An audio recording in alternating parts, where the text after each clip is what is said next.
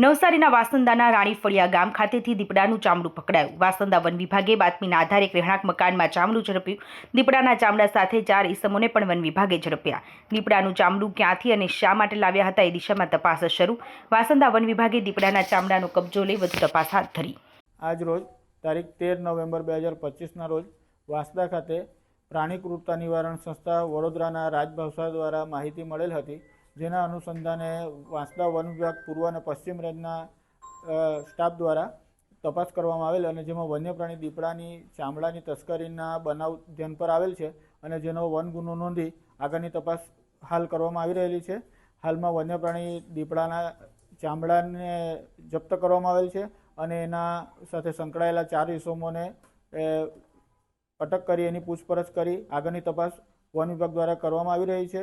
હાલમાં જે બનાવ બનેલ છે, જે વલસાડ વન વર્તુળના વડા ડૉક્ટર બી સુચિન્દ્રા સાહેબ અને વલસાડ ઉત્તરના નાયબ વન સંરક્ષક શ્રી લોકેશ ભારદ્વાજ સાહેબના માર્ગદર્શન હેઠળ મદદનીશ વન સંરક્ષક અને વાંસદા પૂર્વ પશ્ચિમ રેન્જ દ્વારા આગળની તપાસ કરવામાં આવી રહેલ છે।